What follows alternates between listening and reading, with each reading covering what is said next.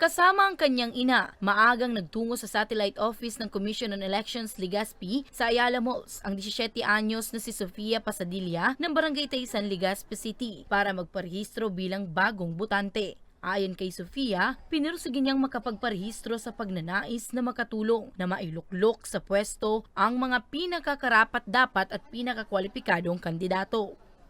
First of all, easy access siya sa mga kabataan since we have a big population here in Legazpi. And I believe that it is for our future na rin, for the first timer, parang dagdag na rin siya sa kaalaman natin.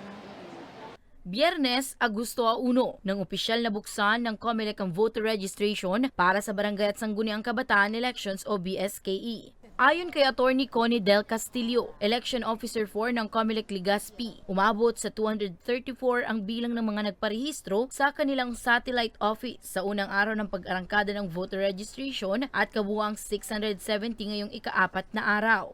Aniya, kaya nilang magproseso ng aabot sa 400 hanggang 500 na aplikasyon sa bawat araw.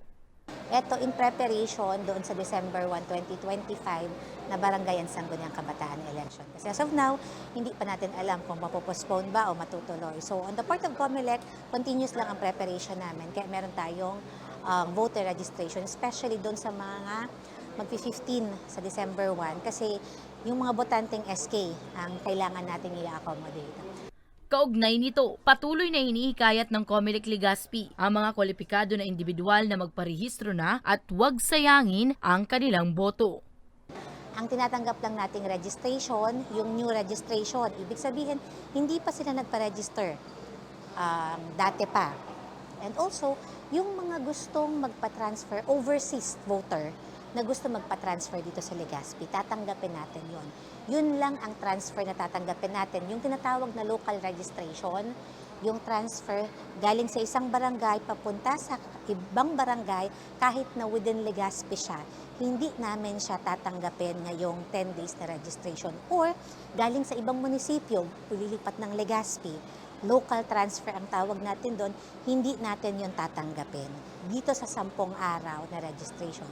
Most probably, pag nag-resume yung registration at mahaba-haba yung araw, yung length, duration ng registration, doon namin tatanggapin yung mga magpapatransfer. Pero itong 10 araw, wala po tayong local transfer of registration. Magtatagal ang voter registration hanggang August 10, 2025. Bukas naman ang satellite office mula alas 8 ng umaga hanggang alas 5 ng hapon, Lunes hanggang Linggo.